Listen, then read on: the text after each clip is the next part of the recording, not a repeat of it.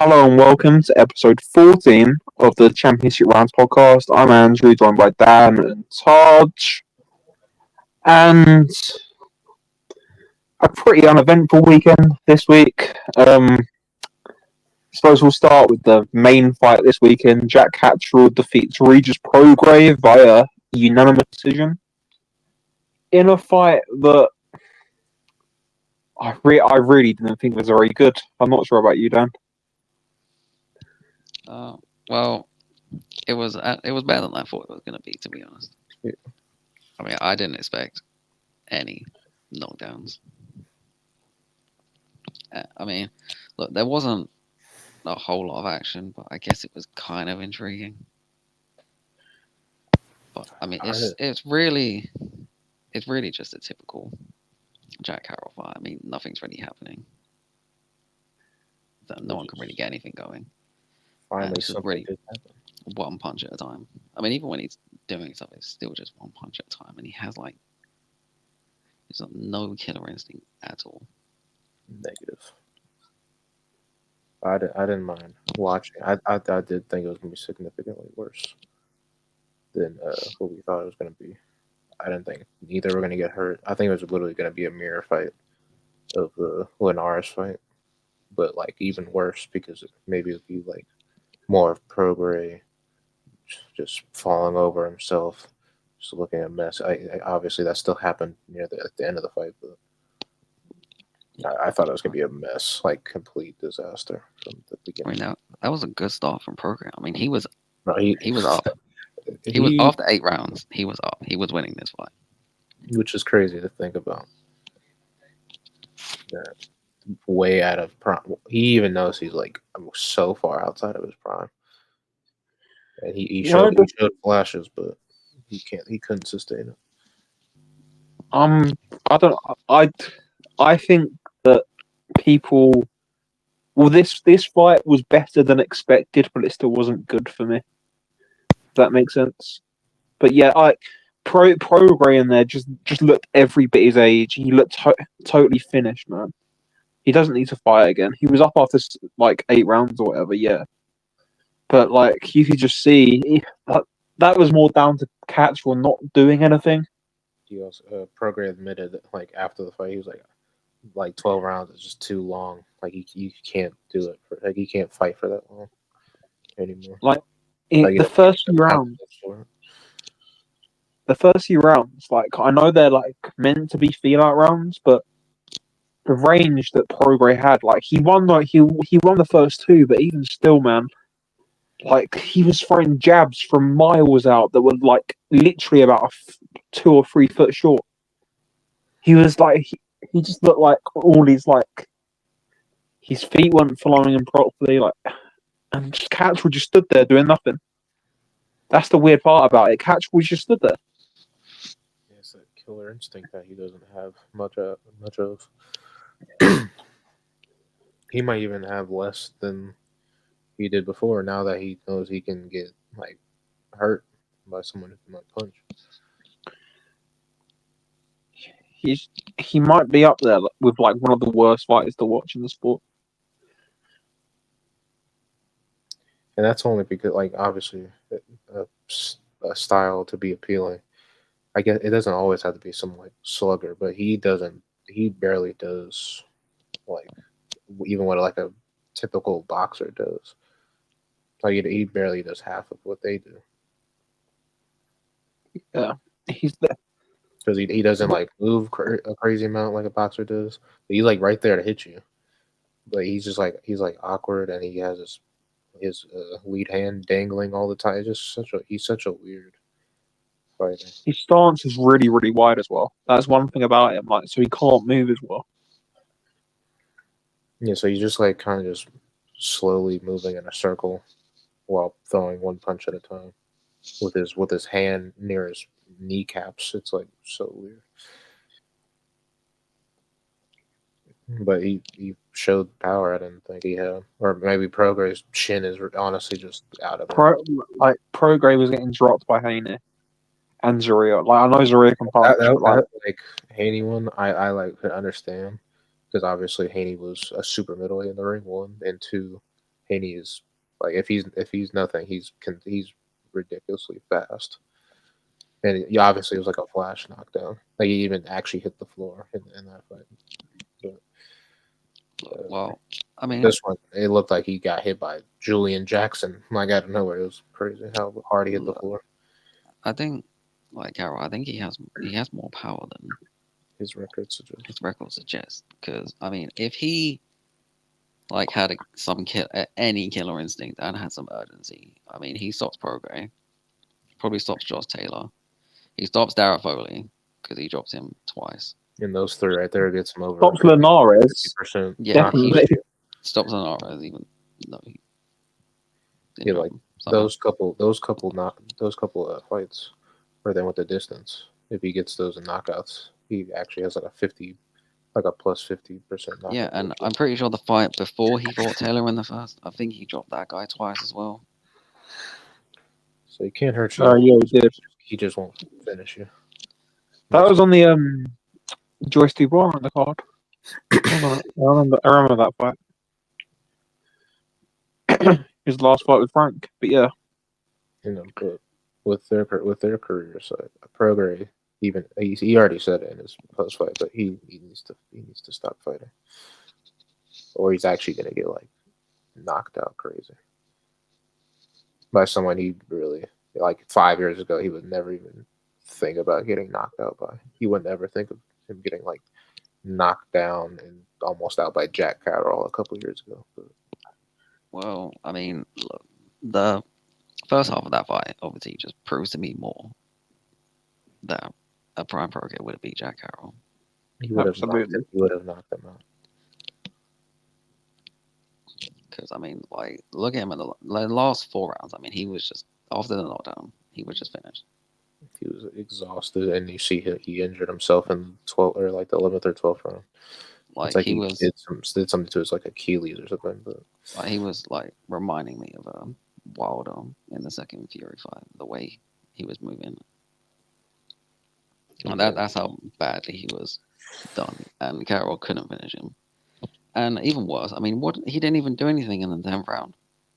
Yeah, no, you almost stopped. Like if there was like 30 seconds left in the 9th round, you would think that he'd knock him out, and then you go out for the 10th round, and it's like you think you didn't even hurt him, the way you're fighting. Like I know Prograis is gonna look for that like one shot at this point of the fight, but you have to do something. You just really stop Prograis. You dropped him twice at the end of the 9th, yeah. The 10th round, Catterall comes out and throws 10 power punches. That's insane. But it's just I literally can't think of like a significant punch he landed after that round. He landed 10 or more total punches, in 3 rounds. After he dropped him twice. Like, and one of those was a 9th, yeah. So it's just he's so frustrating. On top of Prograis being injured and barely able to even plant his feet in the 12th round. Yeah, this why like it's tough to watch him because he doesn't do a lot, but his opponents can't really do a lot against him either because of the way he fights, and it's just kind of a whole lot of nothing. I mean, look, the Taylor fights to me were a bit of a anomaly because they don't usually go on. He doesn't usually throw so many punches. Taylor's just he's pretty like resilient. But the first Taylor fight wasn't that good. Dare I say it? Like it was just there was a lot of drama around it. There's an amazing ton of clinches in that fight. It was ridiculous. Yeah, and the knockdown made it. Yeah. That was up. Like, well, I mean, like he's shown to me that he can up it like he did in the Taylor rematch. He just doesn't. He just won't do it. And that people forget about that Taylor fight, the second one, or the first one, sorry. Catterall was pretty much finished after the 8th round. Like Taylor swept the last 4 for me. I know there was the point deduction. Like well, both ways after that point. But like Taylor was swept those last 4 rounds. Like Catch was knackered. Maybe that's something to do with it. Maybe he just doesn't have the gas tank. I would like to see someone else like put it on him, like Taylor did. He struggled the most with that type of style. You know what I really, really think? This is a weird shout, but I think Steve Claggett would give him hell. I did see conversations of that. I wouldn't even know how to think he'd react to someone who fights like Claggett, to be honest. Like Or like Claggett's Matias or something like that. Like someone just doesn't care about anything you're doing. Just do constantly on you throwing punches. Like the volume. I would like to see him fight somebody who like averages like 70 plus punches in a round. Yeah, 'cause I reckon it'll be a case where he's landing the cleaner punches, but he's just getting outlanded, outthrown so badly. He won't be able to win any rounds at that point. Like he would get to a point where he literally can't he can't move, he can't do anything else but fight their fight. And that's not his fight. So yeah, like maybe how Satsumi did to Kuma. Yeah, he like made him. Like, he had to get through the beginning rounds where he got like stunned and stuff on like the outside, but he eventually got to do his own work, and then he got to where Takuma couldn't go back to his own thing. That's how I think Agatha Matias would do Catterall, to be honest. He reminds me of Bivol, but with like a tenth of the ability. Like that Bivol run of UDs. It just reminds me of Catch, which is like that you know there's more, or at least you think there's more, and you're just like you're getting angry watching it. Like just throw some punches. Like he's there to go. Just stop throwing. It's even worse with Carroll because I mean Bivol, he throws a lot of punches. And obviously he doesn't like up the gears, it's just one pace, but he does throw a lot of punches. I mean Carroll's just there, just throwing one punch at a time. And it's not good. He is pretty frustrating. Like it's good to have him win, I guess, because it's been working, but we don't want to see that. Not so great for the fans or the casual fans. It's really not good for the fans. But, what's the Catterall the most like highest ranked in? That was WBO eliminator, but he's highly ranked. Well, he did call out Tifima a little bit. But Ramirez against Barboza is a final eliminator for the WBO. I feel like that's more likely for him to fight the winner of that, because I don't think Tifima's going to be. I don't think he's going to fight at 140 anymore.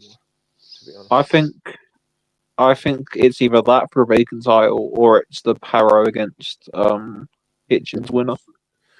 Because they're all with Matchroom. You got like Matchroom got a few guys at 140 and they've got a belt. So like the winner of that, I think, will fight Catterall. Imagine Hitchens versus Catterall. That might be the worst fight of all time, and I think Hitchens would win it as well. That would be the equivalent to like taking a Benadryl or like some melatonin, like a high dose of it. That would be disgusting. Yeah, man, it's really not good. It's really not good. Yeah, I think Catterall needs to retire. Not Catterall, Prograis needs to retire now. I was like, damn, you hate Catterall's style that much? Well, yeah. Like, I don't really want to watch Catterall again, but like he's still serviceable. But Prograis needs to go. No, like his legs gave out at the end. He's just done. He's finished. Prograis knows he needs to go. I'm sure he'll actually go, because with most fighters, they don't know when it is time to go. I think this fight was enough for him to know that he can't do it. Luckily for him, because fighters that are this far gone, they usually go out much worse than he did. Like usually on end of a beating or a bad knockout. Luckily for him, he can go out like this. Yeah. I think he deserves it. He deserves it. Like, he hasn't had the greatest career. It kind of fell off really bad. He was like one of those champions that fell off really bad because of COVID. But looking back, like just looking at him, he doesn't have that many world title wins. He only has 2 or 3. 3, because Zarya as well. That's really weird to me. Like a fighter like him sort of deserves more, in my opinion. But he was a very good fighter in his prime in a very fun division. But it's just not there. It's not there anymore, and he needs to go. I respect him in his career. I loved watching it a couple years ago. And yeah, Taylor versus Prograis was one of the best fights in the division's history, really. Yeah. And when you look back on it, I'd probably finished both of them too, when you think about it. Yeah. Because let's be honest, Jose Ramirez, Prograis or Taylor after that fight beat Ramirez quite easily. And that Ramirez fight. I'm not Prograis didn't get those Ramirez and Hooker fights. Oh, Hooker was a dreadful champion.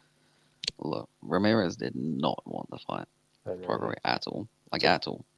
But Ramirez doesn't seem to want to fight anybody anymore. Ramirez has fought a lot of good fighters. Just he did not want to fight Regis Prograis. There's a reason he didn't enter the tournament when there was ridiculous money on offer. Yeah, and Prograis was his mandatory as well for a while. Yep. And well, yeah. But it was an interesting era. It was a good era. That sort of 2018, 19, 2020 era of 140. It wasn't the elite of the elite, but it was a very fun era. That junior world boxing super series tournament is one of the better ones. Yeah. Because the final was great. Watching Prograis was great. Taylor versus Baranchik, that was pretty good. Relic versus Troinovsky, that was a good fight. That finished Baranchik as well. Well, that and the Zepeda fight, actually. The Zepeda fight finished Baranchik. Yeah. But, yeah, man, it was not a brilliant fight. On Saturday night, though.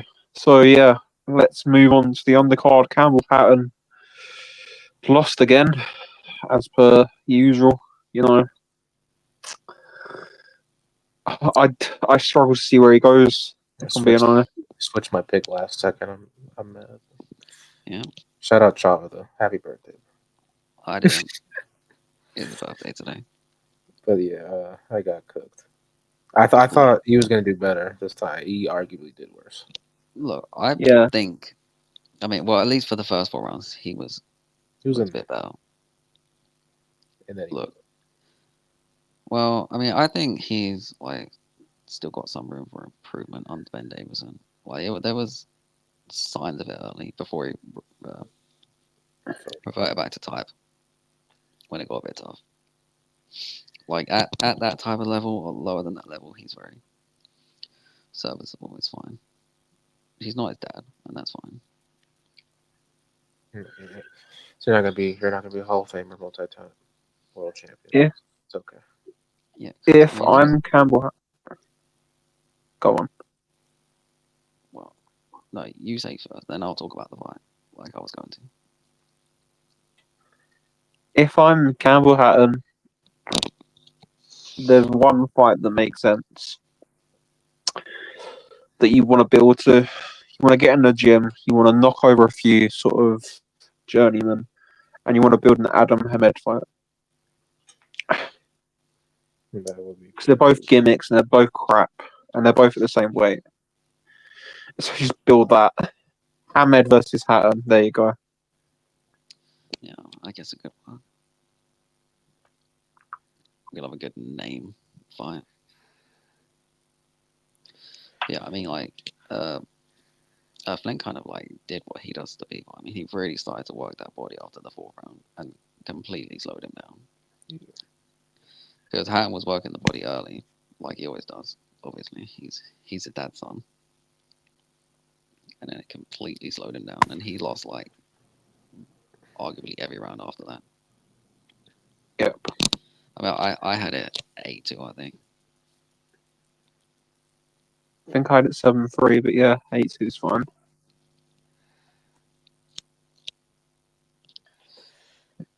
Yeah, well, So I it's mean, just I like, want to see. Look, I want to see Flynn on another card. I like watching him fight. Don't mind him. who's I the English champion? 1-4. Oh, dear. I'll check the circulars. You talk. I'll check the circulars. Because I mean, look, I mean, maybe they'll try and do a third fight. I mean, we don't really need a third fight because Campbell had clearly lost both the fights. But I thought that maybe we can make a third fight. like, If he if they made it, at least one of them competitive. But if they made it, I'd watch it because I mean, they weren't terrible fights to watch. But I don't really care about it. there's no point. But I'd watch it. And he would most likely go 0-3. So Like, it's not very often that when someone's up 2-0 in a trilogy or a possible trilogy, that they make the third fight. But at least if they're two like right winners and not like a Robert or something.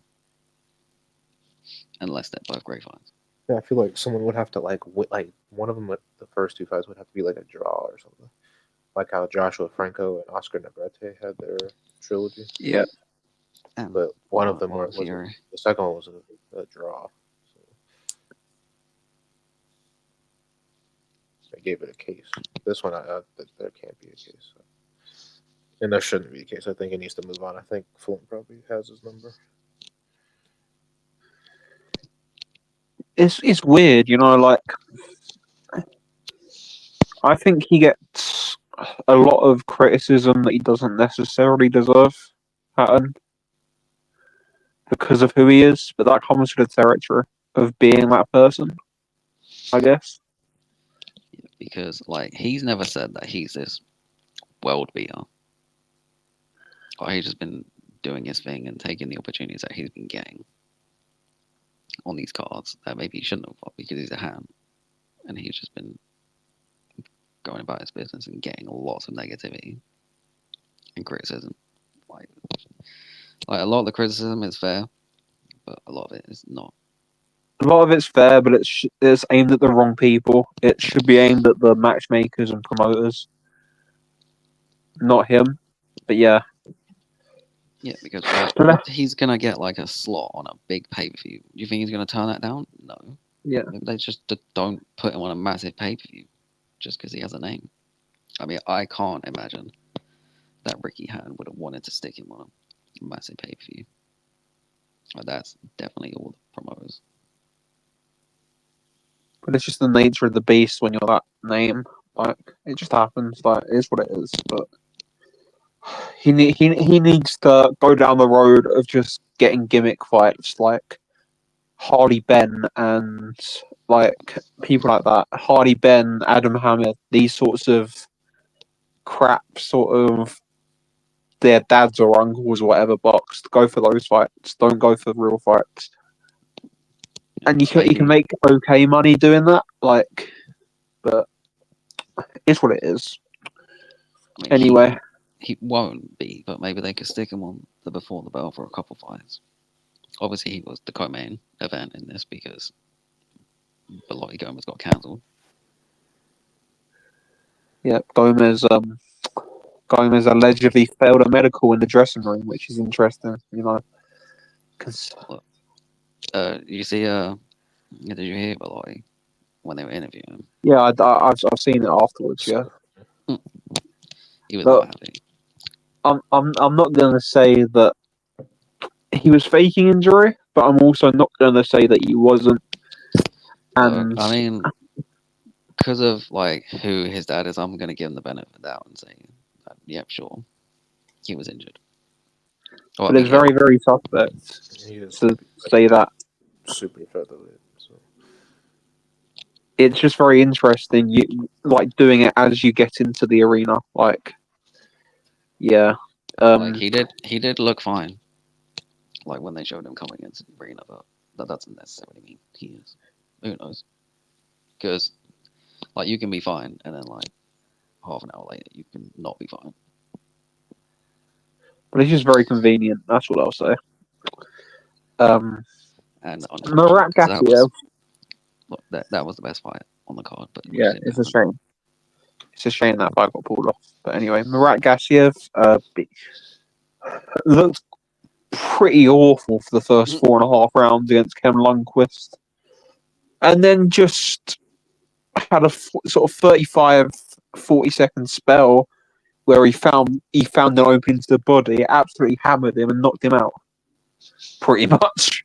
Yeah, because I mean, I had it on, and then and then next thing you know, he's down. I was like, "What's happened there? Has he taken a dive, or has anything happened?" And I went back and saw the body, and I was like, "Oh, damn." There was like 5 or 6 body shots in a 40-second period that all clearly hurt him and bothered him, and then just one finished it off because he brought the uppercut through and nice finish. Yeah, I don't get anything from these Gassiev fights because he's not active. Yeah, he needs to be out January. No, be out in January But at the latest. So we know he won't be out till May. Yeah. But here's the thing: he's a big enough name to put a run together and get a significant fight. He almost got it. He almost got it with the Wallington thing. Yeah. The ball fell apart. He'll get an IBF ranking now because that was a legitimate pro fight. It wasn't just an IBA fight. And he needs to he can get an IBF ranking, and heavyweight's got so many guys that people are interested in. Who's gonna say no to Gassiev against I don't know, Andy Ruiz? I'd love to see Andy Ruiz get relaxed. What heavyweight is gonna say no to fighting Gassiev, like a reasonable name, former world champion, considering how he's looked in his heavyweight fights? Gassiev against Hrgovic, Gassiev against F.A. Ajagba, Gassiev against Dillian White, Gassiev against Justice Honey, Gassiev against Jared Anderson, Gassiev against Frank Sanchez, Gassiev against Jaralov. There's so many guys at heavyweight, that people are interested in, and not the elite guys, but the levels below. Gassiev, Michael Hunter, there's so many fights for him. So many fights for him. That's crazy. If he can get in shape, he can knock over. Yeah, this is what I mean. If he can get in some sort of relatively decent shape and knock over a couple of these guys, yeah, say 3 fights in the next sort of 9 months, all against that level of opponent, keep knocking them out, get an IBF international belt on the line or whatever, and get a top 10 ranking, you can. Then you're getting a £1 million payday. He needs to find the right weight at heavyweight for him because there's 230s too heavy. Obviously, that 215 that he was Wallen was too heavy. Just go the Usyk route, 220, low to mid 220s, perfect. All right, you just said something there. He's fighting on IBA shows. And what do the IBA love? They love a bridgerweight title. Would you rule that out? Gassiev for a bridgerweight title? No, I wouldn't. There you go. He gets something. He hasn't had anything in this decade. Do that. There's fights for him. Aren't the ones that are not pro fights? Aren't the weights are different? Aren't they? Don't they go with the amateur weights?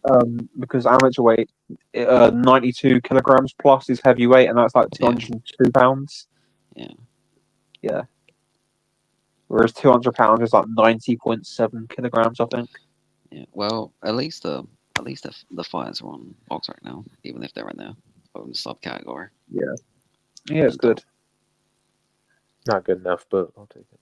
Look, it's a step in the right direction, at least. Yeah, but they're not stepping all the way. I think they'll eventually step there because they've got this tie up with the WBA and that. Yeah, and I think they'll eventually get there. I generally can't stand that website because of how much history they just basically removed from the whole sport. The WBA thing is annoying, yeah. Yeah, but very aggravating. It'll sort itself out eventually. They'll add it back. Yeah, it's just a bit of a petty thing on both sides, really. Yeah.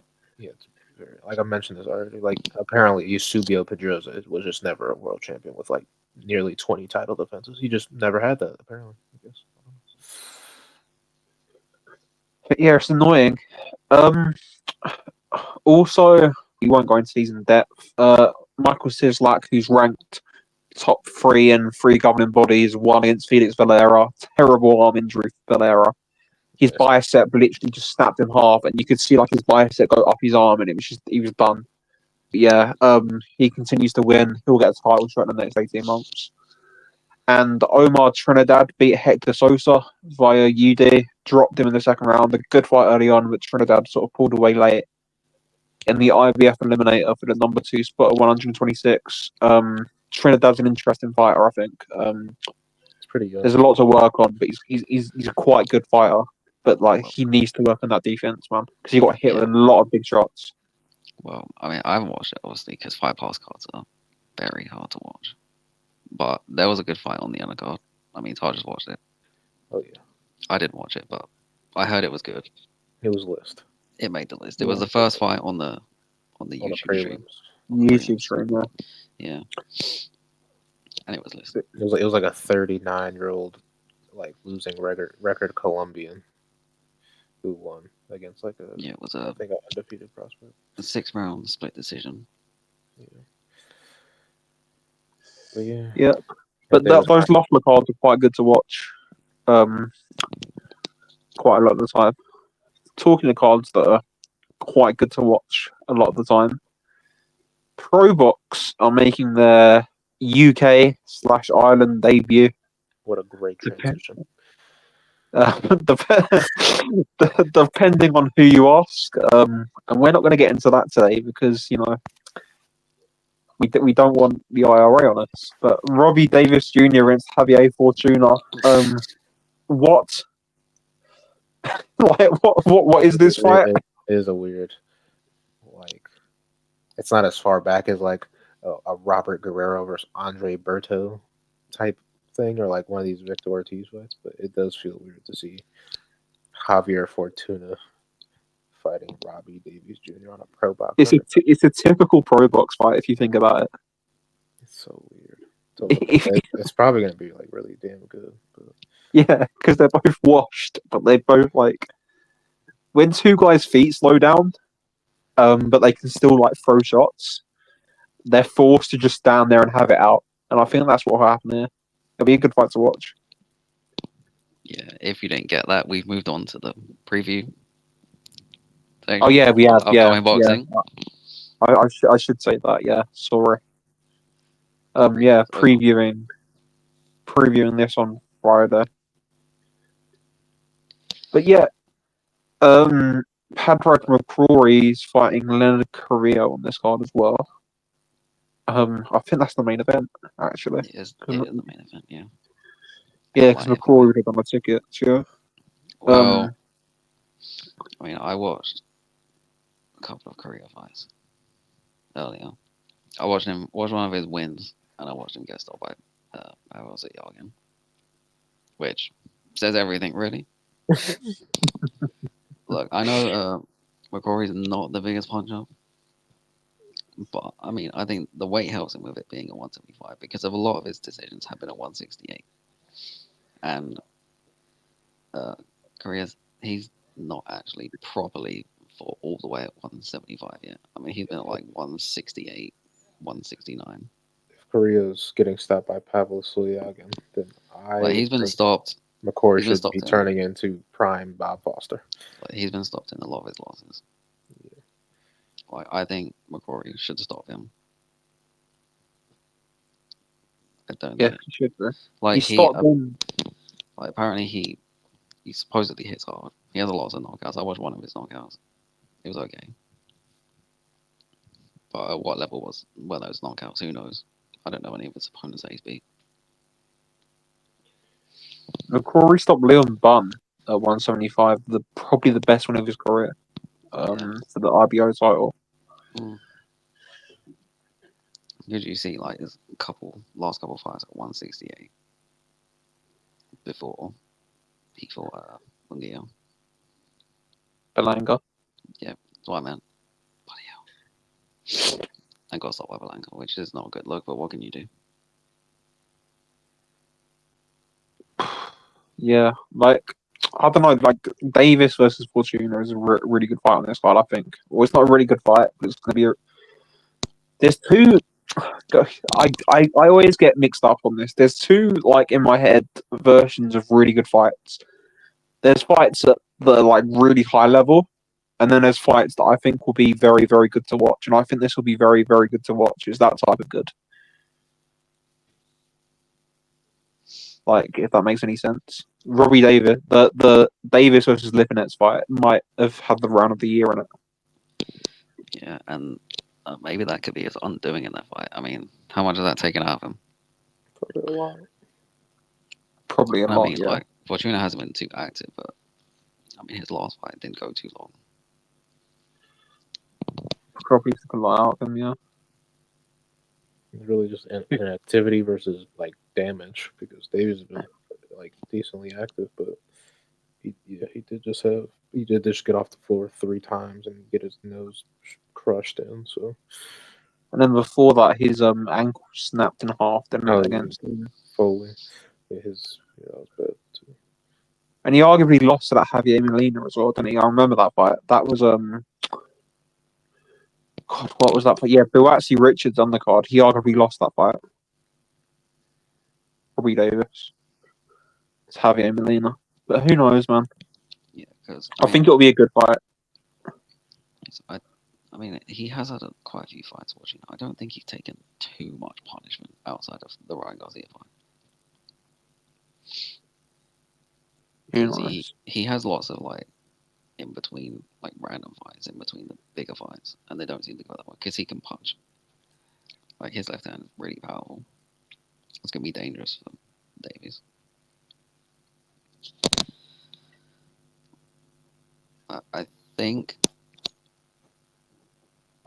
Davies might just take it, but I'm really not too confident.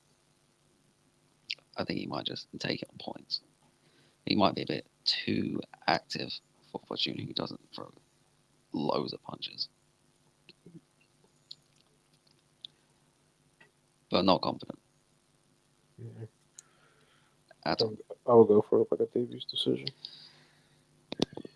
I will go for. I have no idea because it's ProBox and anyone can win on ProBox cards. And get a title shot right after. It wouldn't surprise me, honestly.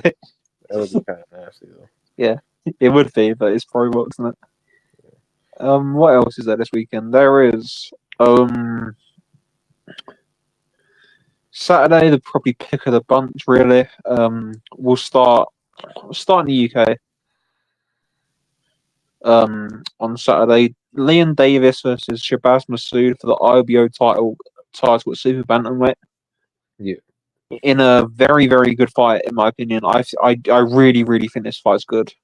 Like, I know It is pretty good. I wouldn't expect them to meet up at this point because like Davies is pretty close to like title contention, like real belts, not IBO belts. But Yeah.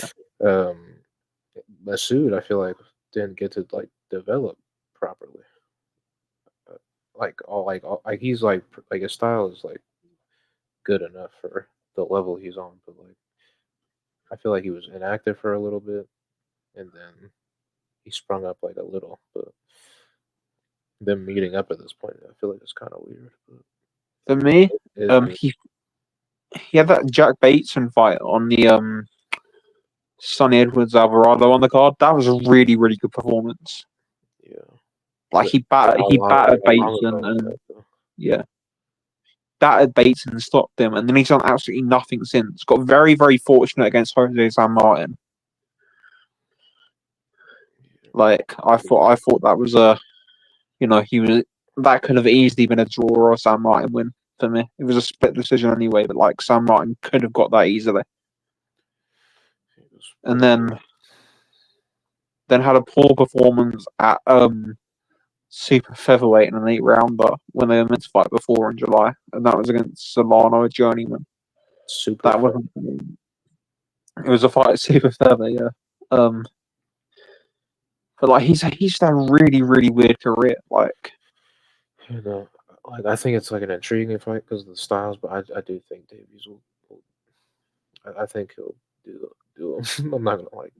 I don't want to be like harsh, but I think Davies will finish him. There's an interesting backstory to this. Like Masood, like beat Liam Davis twice, very very easily in the amateurs, like very easily. I was like, he has more of like that type of style. Like I'm not Yeah, surprised, but this is like it's still boxing, but it's pro boxing. Like these are yeah, different sports. And, Davies is shown to have like real pro power, if anything. yeah. He's like really come into it. Like Like he doesn't have the best defense. He doesn't really have the best like technical. Like kind of throws punches weird. And, he's like, got a really really nice jab, Davis. but he does hit hard, and his jab is pretty good. Yeah. I think that's good enough to beat someone with a more amateur style. Well, if you look at his last few fights, like he dropped Mark Leach, managed to school Baluta, like kept him on the end of a jab, and then Baluta went and beat a load of people after that. Beat Andrew Kane, beat Dennis McCann, but got robbed. You know, he's a really good fighter, Baluta at that European level. Ran through Jason Cunningham, dropped Lafamina multiple times, got dropped himself, but you know it happens, and then ran through Eric Ayala. Yeah, he's been on. I thought Ayala was gonna win that. Yeah, he's been on a good run. These last 3 fights. I mean, I like Masood. Masood's a really good fighter. He's really skilled. But he's But just so inactive. look, I think the power difference. I don't think he's going to have anything to keep Liam Davis off him. I mean, he can move, but I just think that Davis is gonna. The pressure's gonna be too much. And he does slow down late on a lot Yeah, in fight. and I think he's Has gonna he break him been down. late on like that many times? Like I know he doesn't have that many knockouts, but have all his like later fights not even been 10 rounders? I know Bateson was the last round knockout. Bateson was 12, San Martin was 10, and Diego Alberto Ruiz was 10. You know, so like, I can only a just couple times then, but yeah, I Yeah. can just see him getting broken down to the body and stopped yeah, I think late. I would say Davies in like 10, maybe even like 8, like 8 through 10. Wouldn't surprise me if it was a bit earlier, like, because this is probably the biggest puncher that he's fought, Masood. Definitely. Like, and like the way Davis throws shots, like Masood will need to get sort of on the inside, I think. Like the way Davis throws it, like he's got this long extension and like everything's at the end of his power shots, everything's at length. I just think he'll catch Masood coming in. If I'm being honest, like it's a good fight though. Like I really really like the fight. Yeah, I will be there. We will. Yeah, there's a couple of fights on that undercard, but there's not really much. Echo Westerman's back after his fight at the Ear Contender. Ezra Taylor, Ethan James. There's really not much else on it though. But yeah, Saturday night in the US. What have we got? We've got Robson Conceição against O'Shaquie-Foster 2 for the WBC title, £130. This is really weird because this fight shouldn't be happening like at all. Because I think we're all in agreement that This belt should probably be vacant right now. Like Yeah, Foster probably because wouldn't have fought again. if Like, Foster gets a decision, he moves up. He's still waiting to move up. He's gonna move up after this fight. I mean, I think he's gonna move up regardless, even if he actually loses, or gets robbed again. He's gonna move I up. know Foster wasn't like impressive, but like he wasn't great in the first fight, but he clearly won like 8 to 10 rounds of the fight. yeah. In fact, he was. It's literally one of the worst decisions of the decade. Look, just because someone it's fine. Like just because someone's not impressive, like the judge is like, oh, he's not impressive. He's not doing a lot. He's still Landing doing more. He's the one landing. Look, they're fooled by just falling over his own feet. Look, it's just fooled by the was coming Pressure. forward, and he's throwing a lot of punches. That are landing about 6 feet Anything. short. No, he was literally like, you know how he like spams 1-2s all the time. He was doing even worse than he was against like Navarrete, where he could have probably got that win too. Yeah, because I mean, it's easy to spam and land on Navarrete because he But just moves he his was head. throwing them, and then Foster's smart enough to actually like angle off. So he's just throwing like straight punches, and then like falling into nothing. Like he's not falling into the fighter. He's just throwing stuff and just looking clumsy. Yeah, and he wasn't doing like what a lot of people do when they make people miss and don't make them pay. He was countering Conceição a lot when he was making it It miss. just wasn't with any Yeah. stuff. I wouldn't put it past that Conceição was. I mean, not Conceição. Foster is probably like a hurt. You've seen him like physically injured in like the Nova fight. He's clearly drained like hell. He's been trying to move up to 130 for a while now. I mean, 135 for a while now. Like he probably wanted to do more, but I just don't think he couldn't. Like I think he's gonna want to try and do more in this fight. I mean, it's probably gonna go very similar to the first fight, and he's getting the decision regardless. This is the thing about robberies, yeah. I think you saw it a little bit with Taylor against Catterall as well. Like the second fight of a robbery, when they run it back, the judges definitely favour the fighter that got robbed. Like, if that makes sense. Like the Taylor Catterall rematch, I thought Catterall won it, but like those cards were a joke, to be honest. It was a very close fight. It was 7-5 Catterall on my card. Yeah, like this will be a more competitive fight, but then the scorecard will be like the same as the 118, yeah. in the first. Like 118, 110 to Foster, when in reality it was like a 7-5 to Foster or something. Yeah, because like you go through boxing history, you'll find more examples of someone who got robbed winning the rematch rather than vice versa. And there's not many examples of the person who got the robbery winning the rematch. Yeah. Obviously the most famous one is the Canelo Golovkin rematch. Or for the historians out there, Joe Lewis versus Joe Walker. Yeah. Yeah, but you also say that you can also say that Golovkin got robbed in that rematch, but that's another story. I mean, you could, but I'm not calling that a robbery. That's absolutely not a robbery. That's why that could go either way. The first fight, yeah, sure. Because I mean, he didn't win enough rounds because he didn't do a lot. I thought Canelo did. Because I mean, look, for the longest time, I had Golovkin winning that rematch, but in the last few scores, I've had Canelo winning it. I thought Golovkin won it pretty handily, but that's another story for another day. But yeah, this I hope Conceição doesn't win. If I'm being honest, like I'm glad Conceição finally got his thing because he should have been a champion from beating Valdez. That's another thing. Beating Navarrete, but he didn't. Yes, he got to be. He can call himself a former world champion now. Yeah, I feel like they do this a lot. Like someone gets like robbed in like an earlier fight, then they'll rob them later on to make up for. It happened with John Ryder. It also like well, it didn't. It's not the same, but like Joe Smith Jr.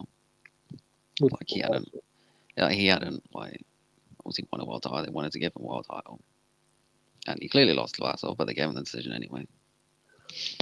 The John Ryder one really annoyed me. Like, it's all right that he clearly robbed Danny Jacobs because he got robbed against Callum Smith.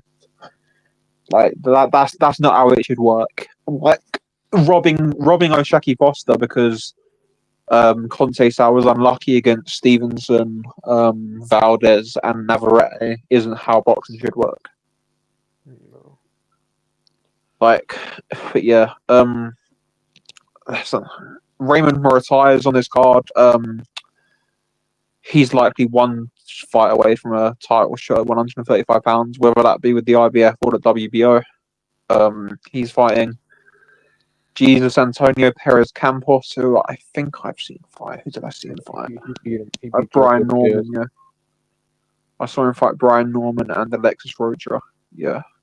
And he's fought Zaria as well, yeah. And he just beat Jojo Diaz, of course. Of course, he just beat Jojo Jojo. Diaz. You had me scared thinking I was thinking about the wrong fight. I've picked him to win by decision in this fight because I don't trust him. You know, Murtai, I can't. I don't think I'm picking Murtai by knockout like ever again. Like until he fights someone like significantly worse than him. Because he punches really hard, but he's just a little bit basic. He is. He's basic and hesitant, and I don't trust it at all. And I mean, Campos is tough. Mexican. Because, I mean, like Rocha can punch.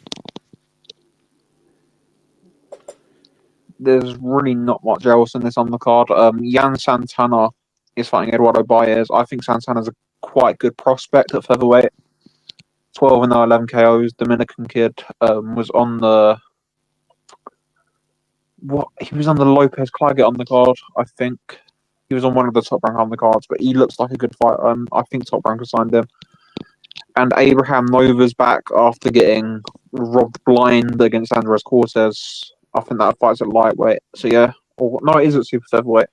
Yeah, Nova's a decent contender at super featherweight. There's not much else on that. Actually, well, that Baez fight is a good test for Santana.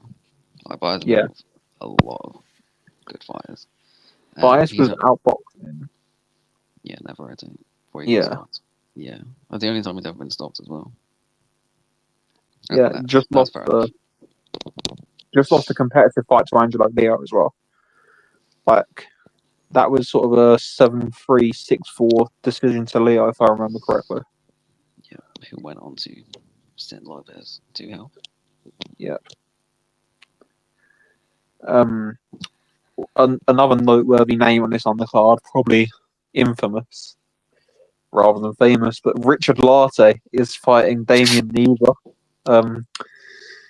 Richard Lartey, who's been stopped early by Daniel Dubois and Fabio Wardley, and then the only loss in which he's gone distance was Nathan Gorman.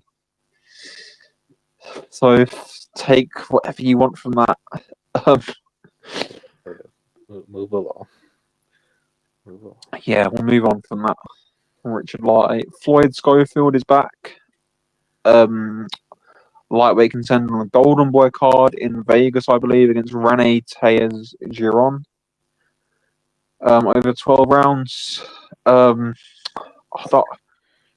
not sold on Floyd Schofield at all, if I'm being honest. This is the fight to maybe show something.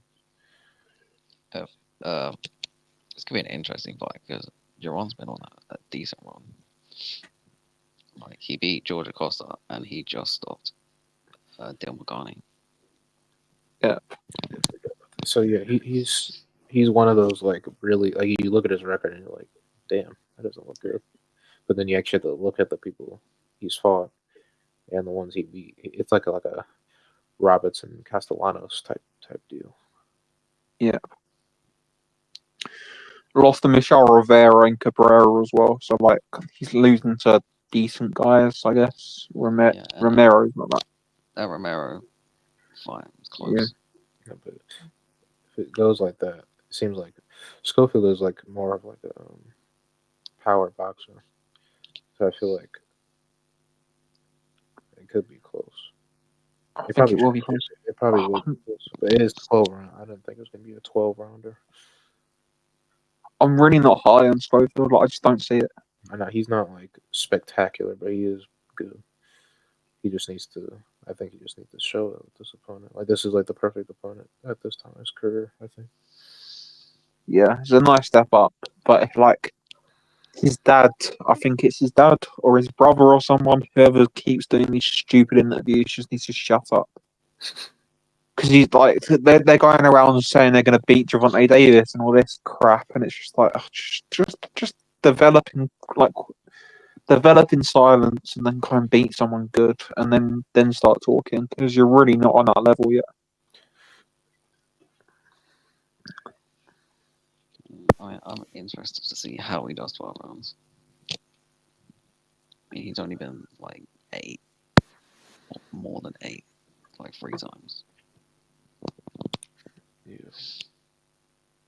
I mean, he should win. He should win, yeah. I think he'll win. I think he'll win a sort of 8-4 decision. Like, where he probably goes out really, really quickly and then starts, once he realizes he's not going to, like, get rid of him, the sort of middle to late rounds get a bit tough, and then he wins the, like, 11th and 12th to win a decision. Yeah. But I think it will get tough in the sort of mid to late rounds for him. I don't see him pacing this fight very well. I feel like he'll fall off a cliff, maybe. Like, you start off quick, be like, oh, damn. I have to pace myself here. This might go late or even the distance. And probably he'll pick up enough rounds. Yeah, Like, sure. he's got some talent. Just needs to develop it, not rush it. I mean, he's really young. There's no point sticking him in with him or talking about Javante Davis or Shakur Stevenson. He's a slow as roll. Like with his back and forth with Shakur Stevenson on Twitter all the time. He just needs to shut up. Like, just be quiet. Just start developing and shut up. Yeah. He should fight like guys like Nakafila or someone like that. Like, just continue. Talking all this when his best winners, like 2023, Mercado. Fight a Maxi Hughes or someone. Like, just build yourself up. Like, not everyone's an elite prospect that's going to be winning world titles at 22 years old. Like, there's nothing wrong with arriving at like world level at like 27, 28. There's nothing wrong with that. Yeah, and like he's with like the right people as well, because Golden Boy match their fighters up really smartly as well. Like they test them good as well. Like it's smart matchmaking, but they will test you. It's not like a British thing where they stick you in loads of journeyman, then they'll stick you in the deep end. No. Like they put you in with right fighters where you'll learn, and then they'll slowly up and up and up, like the competition after every single fight. Yep. And And that's like, what he needs. Look, if he's having consistent fights, like let's say 3 or 4 fights a year, I mean, when he's like 25 or even 24, he'd be ready to take on these guys. And that's a perfect age. That's a fine age. he needs to like. There's no rush. There's no rush with him. Because in 25, like, yeah, you still have like 10 years left of fighting after that as well. Easily. It's just a weird one. Like all these guys think they can just like I'm an advocate of quick matchmaking, but I'm also an advocate as I can't speak. If you're at a certain level and you're struggling a little bit, just have 2 or 3 fights there and then move on. Yeah, like, if you're good enough and it's been proven and we can see that you're good enough, yeah, drop them in the deep end. But if not, like they need developing, then it's fine to take some time. Like let's say like someone like Jaron Ennis, like we saw he was good enough earlier in his career. Obviously, he didn't quite get those fights, but like he could have got those fights and been fine, even if he lost them, because you can see that he's good enough. Same with guys. It's a bit different, but a current case is Moses Atalma. Like there's going to be 0 point in him fighting you guys like Dave Allen and people like that on like your English and British thing. Like he's above that already. Yeah, well, I mean, Dave Allen didn't want that fight anyway. You see his interview on him, he was like, "No, I didn't want to fight. Tell me he's too good." I'm being honest. I've got hundreds of better things to do than watch Dave Allen interviews. Just being honest. Look, it was It was on the timeline, and it was only like 30 seconds, so it's fine. That's fair enough. But yeah, yeah. Monday there's an IBA Champions Night show. Karantin Agbra against Jose Angel Gabriel Rosa. Rosa is a fantastic fighter. He's so fun to watch. So if you can find that, that'll be on YouTube, their YouTube page. Watch that. Also, over the next few days, there's the IBA U4 Championships and the World Boxing U4 Championships. You can watch those. They're on their YouTube pages. But yeah, on to the news. There's a little bit of news to get through, not much. But the WBO convention this week as well. So there'll be a rankings committee meeting streamed on YouTube, which will be very interesting to see where certain fighters are going. And I believe there's going to be some sort of resolution for Shiraz against Yanabek on Thursday at that rankings meeting. So yeah, watch that. I turned on Twitter today, was scrolling the timeline, and I saw Canelo against Eubank rumors. The fight that seemingly won't go away. What are your thoughts on this, Dan? I mean, I think it's gonna happen. I'm gonna start crying in a second. It's just Canelo, isn't it? I respect Canelo in his career, but I think I'm done. I don't think I want to watch this career anymore. Look, I mean, I've just accepted it. Like, it's gonna be mostly like fights we don't care about. Maybe an occasional fight. We're like, oh, all right, that's fair enough. Like the Magia fight, and then it's gonna be back to the Eubanks and Magias and 50-year-old Golovkins. Like, I liked the Ryder fight too, but I mean, even that was just like a bear because he's like so much worse than Canelo. And Eubank back at 168. I mean, he wasn't that good at 168 either. Yeah. If he just doesn't fight, then I literally don't care about him fighting any other super middleweight. Like even like Mbili at this point, it's just not real. Like it would be like the next best super middleweight.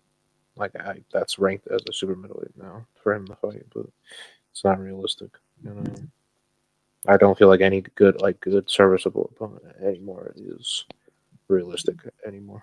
I think he's done. All this blame should be on Canelo. I'm not putting any blame on Eubank, like because he turned down the Shiraz fight. Hey, he's gonna take all that. Like I don't blame him for dropping Canelo. That's perfectly fine. I mean, everyone was talking loads of like crap about him turning down Shiraz. I'm actually glad that he's like for him specifically that he's getting this because outside the ring, you could see he's struggled like with all of his like family things and stuff. So I'm glad he's like getting it. It's just like from a boxing standpoint, I don't want to see this. Like I don't want to see what's about to happen. Like I'll never hate a boxer getting paid because this is a dangerous sport, and if you can get the most money that you can get. I think he's like out of all these opponents, he definitely deserves it. He's been around a bit. It's not a fight that anyone's really excited for. Yeah, I know. Like since his undisputed run, besides Munguia, I really haven't cared about anything that's been going on. Like you can just see it a mile off, can't you? Like fight Eubank for big money, then like fight Charlo, then like I don't know, fight Andrade if Andrade can get a win. There's all these sort of put a storyline behind it. Look, if he's fighting middleweights, then have a law rematch. That's you say that's not unrealistic. There's all these like there's so many crap sort of ex-champions and that you can just tick off in easy fights.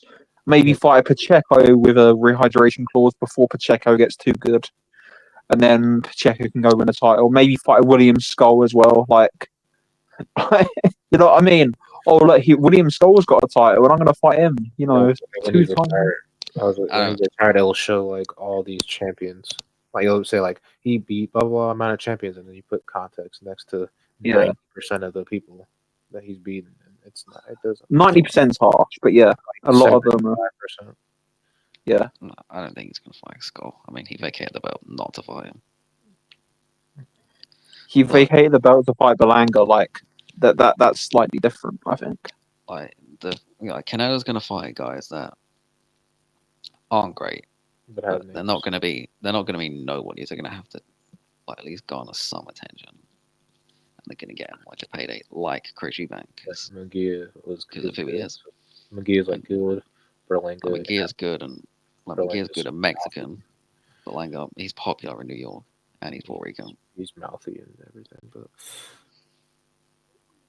yeah, someone like bro. Golovkin is Golovkin. And Charlo, I mean, he's reasonably popular, I guess. Like, yeah, it's just like, as a boxing fan, like, there's nothing there for you really to want to watch him now. Like, if he's just going to do this. Yeah, it's almost feeling like he's just like drifting into like an exhibition stage at this point. Yeah. He's been pro for over half his life, so I get it. But like, if you're gonna be like this, just at least vacate the belts. You can fight these same fights and have one belt. You could vacate all the belts. You'll still be lineal champion. Just stop letting the division just be stagnant. The thing is though, like the way it is, he's technically fighting these mandatories. Like Munguia was WBO, Berlanga was WBA. Like, I'm sure the WBC will put Charlo there for him. Like, that's the thing. Like, you know, it is what it is. But he's just going to be fighting guys that are not worth anyone's time really watching, and making a load of money doing it. Like, fair play to him, but like I've got not much interest in it really. Zero, not much. Zero. I see, if he's not fighting Benavidez, I don't care about his career anymore. Honestly, see, for me, like he's gonna fight people I don't care about, but I'm still gonna watch. Obviously, because I watch everything. I'm gonna watch, but I don't. That's not the same with everyone. Like, some people are just gonna start tuning out his career. Yeah, but like a lot, if he fights Charlo, like, yeah, I mean, I don't like this aspects of the sport at all. But you've got to acknowledge there's a racial aspect of promoting fights, and a Mexican against a Black American, both big names, both world champions, will sell very well in the States, and that's just the reality. I don't like it, and I don't like the racial element of the sport, and there's a lot of this sort of nationalism in boxing that I don't like at all. But the reality of it is those fights will sell. It's annoying that we shouldn't even talk about race when it comes to people punching each other. Like we shouldn't, but the reality is that it's there, and those fights will sell. Just like the Mexico Puerto Rico thing, it's a nationalistic rivalry that sells. Like, and that you have to acknowledge that's why these fights against Charlo would sell. Eubank's got a big name father, and it will sell in the UK as well as selling in the US because and it's the gravy train rolls on, and he keeps getting paid, and that's what it is. That was a talking point for Wilder Fury as well, wasn't it? The race. Yeah. That Fury shot down. He was like, no, not race, we're just two fighting men. That's a good thing he said. I like that. Yeah. But like the realities of the sport are that those types of things do generate hype. As bad as that is, and as much as I really, really don't like it, like it shouldn't matter, but it does when you're selling a fight, unfortunately. Like, but yeah, Canelo will continue fighting fights that we don't care about, really. and making loads of money and setting title defense records and stuff. So yeah, MJ Akhmadaliev is fighting for an interim title on December 14th against Ricardo Espinoza. Terrible opponent for an interim title, I think. I'm glad he's finally fighting. Like he's only fought one time since he lost to Tapales, I think. Yeah. Sure, he's fighting, but he's not fighting really a great opponent. He's fighting someone that lost and went life and death with Danny Roman, who's retired since like 3 years ago. So Not that by Casemiro. yeah, it's just kind of a waste. Yeah, fighting for an interim title against someone who's ranked number 13 in the WBA, by the way. 13. This is the thing. Criticize the IBF all you want, but they wouldn't ever pull this. Yeah. They wouldn't ever pull something like this. 1 and 2 or 1 and 3, not 1 and 13. Like, it's just not good. Like, yeah, anyways, or docking you an issue deserve. Like, the fight's so bad, then you go fight this guy for an interim title. Make it. I think they should. I think Inoue should fight him in April. Yeah, he should, and he probably will. But it's either going to be him or Casemiro. Or Picasso. I think Picasso is an option. But yeah, I'm not that excited about that fight. Look. And that whole matchroom card they announced for Monaco is not that good. But yeah.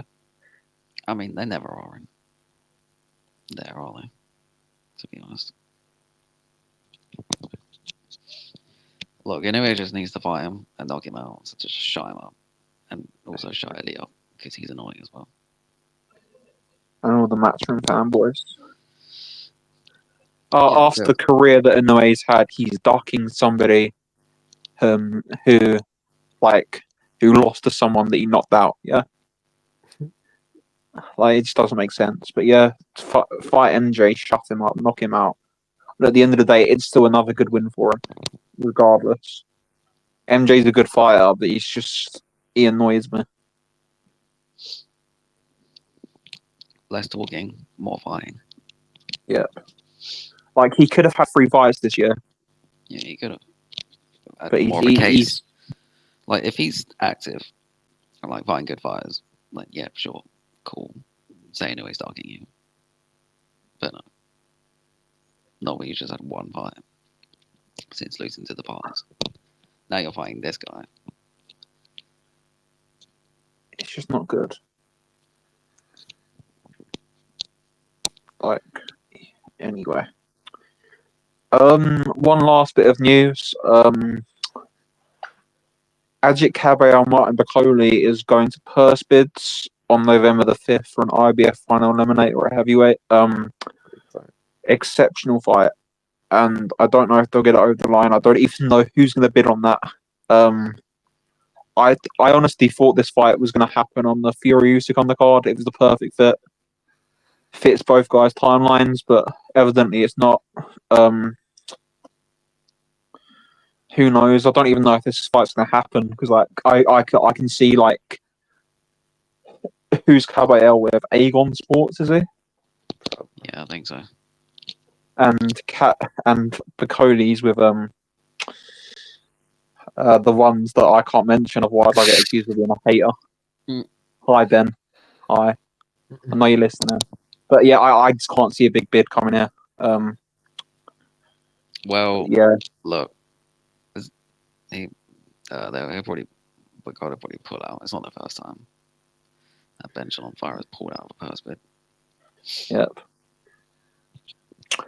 Wouldn't I hope surprise it me. happens. It's a great fight. Oh yeah, it's a great fight. I hope it happens, but unfortunately, neither are big names really. Like, it's annoying because this should have just happened on a Riyadh show. Like, this is perfect for the Fury Usyk undercard. Like, that needs another big fight on it, in my opinion, and this would have been perfect for it. But it's not to be, unfortunately. But yeah, it's not to be. but who knows? I guess a lot will be told at the WBO convention this week. That Thursday rankings meeting will be very, very interesting. And it will give a map to a lot of fights that are going to happen. But anyway, yeah, that's about it for this week. It's been episode 14. 14 episodes. Wow. 14 episodes. All the links will be down below and everywhere else. And we'll be back next week with a review of everything that's happening in the boxing world. Yeah, so enjoy the fights this week. And yeah, thanks for listening. See you in episode 15.